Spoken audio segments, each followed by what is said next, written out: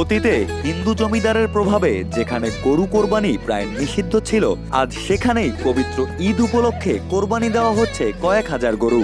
মুসলিমদের ধর্মীয় এই উৎসবের আমেজে ফরিদপুরের ঐতিহাসিক আটরশি বিশ্ব জাকের মঞ্জিল দরবার শরীফে এবার কোরবানি হয়েছে প্রায় ৩,০০০ পশু।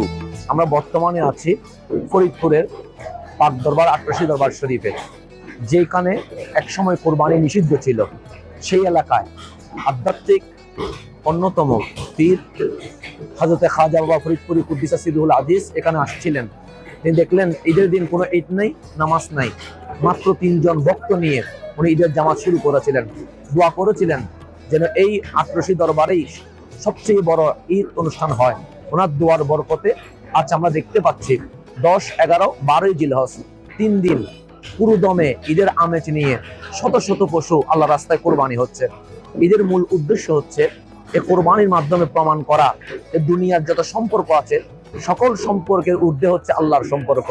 আজকে আমরা দেখতে পাচ্ছি শত শত জাকের ভাই নিজের ঘর বাড়ি ছেড়ে দিয়ে এখানে উপস্থিত হয়েছেন একটা জিনিস প্রমাণ করার জন্য, দুনিয়ার সমস্ত সম্পর্ক তুচ্ছ হয়ে গেছে, আল্লাহর সম্পর্কে সবচেয়ে প্রাধান্য রয়ে গেছে।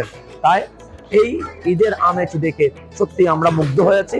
কারণ সমগ্র বিশ্বের কোথাও 10 জিলহজ পুরো দমেই কোরবানি হয়, কোথাও 11, কোথাও 12, কিন্তু এখানে এসে দেখতে পাইলাম 10, 11, 12 3 দিনই হচ্ছে। এরকম সুস্থ সংস্কৃতির মাধ্যমে সোনার বাংলাদেশে অপসংস্কৃতি বন্ধ হবে। অপসংস্কৃতি যদি বন্ধ হয়ে যায় তাহলে ধর্ষণ, বলাৎকার, জেনা, ব্যভিচার সমস্ত কিছু বন্ধ হয়ে যাবে। সোনার বাংলাদেশ একটি শান্তিময় রাষ্ট্রে পরিণত হবে। সারি সারি গরু কোরবানি দিতে একসাথে কাজ করেন শত শত কসাই। এর সাথে হাজার হাজার মানুষের উপস্থিতিতে এক অনন্য দৃশ্যের অবতারণা করেছে। মক্কা শরীফের পরে, হজের পরে বড় কোরবানিটা এখানেই হয়। পবিত্র ঈদুল আজহার 3 দিন সকাল 8টা থেকে বিকাল 4টা পর্যন্ত এখানে পশু কোরবানি দেওয়া হয়। প্রতি 2 ঘন্টায় প্রায় 150টি গরু এবং 100টি ছাগল জবাই করা হয়। বাংলাদেশের কোথাও এত বিপুল সংখ্যক পশু কোরবানি হয় না বলেও জানান দরবারের ভক্ত ও কর্মীরা। বিশ্ব জাকের মঞ্জিল দরবার শরীফে আসি, এটি আসলে আপনাদের বাস্তবতায় দেখুন যে মিনা ময়দানে কুরবানি হয়, সেটা আলাদা হাজিরা করেন, কিন্তু এরপরে তামাম পৃথিবীতে সারা দুনিয়াতে এই যে 3 দিন ব্যাপী 10, 11, 12 জিলহজ এই 3 দিন ব্যাপী যে এত ব্যাপক কুরবানি, আসলে এটি কোথাও পরিলক্ষিত হয় না। আসলে মূলত এই বিশ্ব জাকের মঞ্জিলে সেটি বাস্তবতা যে এখানে এটা হয়। আর এখানে এমন একটা প্রেমের নেশা আছে, ভালোবাসার টান আছে, আত্মতৃপ্তি অর্থাৎ আধ্যাত্মিকতার স্বাদ আছে, যেটা অন্য কোথাও পাওয়া যায় না। যেটি শিক্ষা দিয়েছেন বিশ্ব ওলি খাজা বাবা ফরিদপুরি, যে আসলে পশুর গলায় ছুরি চালাবার সাথে সাথে নিজের নফসের গলায় ছুরি চালিয়ে যে আল্লাহ পাকের প্রেমে নিজেকে বিলীন করে দেওয়া, আল্লাহর কাছে নিজেকে উৎসর্গ করে দেওয়ার যে মহিমা, যেটা ইব্রাহিম আলাইহিস সালাম তিনি সর্বোচ্চ ত্যাগ আপন পুত্রকে কুরবানি করার প্রস্তুতি নিয়েছিলেন।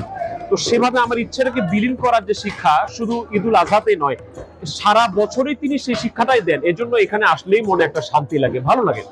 যদি না আসতে পারি মনে হয় যে বিশাল কিছু মিস করছি। যে আধ্যাত্মিকতার টান, এখানে রুহের খোরাক পাওয়া যায়। মানুষের দেহের খোরাক দরকার, রুহের একটা খোরাক দরকার, আত্মার একটা খোরাক দরকার, যেটা আউলিয়া ইকরামদের দরবারে পাওয়া যায়। তার অন্যতম হচ্ছে বিশ্ব জাকির মঞ্জিল। এই জন্য বারবার ছুটে আসি এখানে।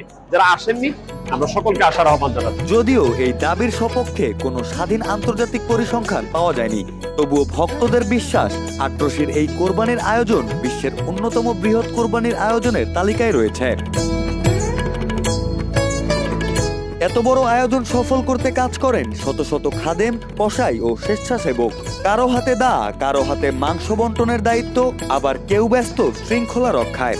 সব মিলিয়ে পুরো আটরশি পরিণত হয় এক বিশাল কর্মযজ্ঞের দরবার হিসেবে। আটরশির এই দৃশ্য দেখে অনেকেই বলেন এটি শুধুই কোরবানি নয়, এটি বিশ্বাসের মহাসম্মেলন।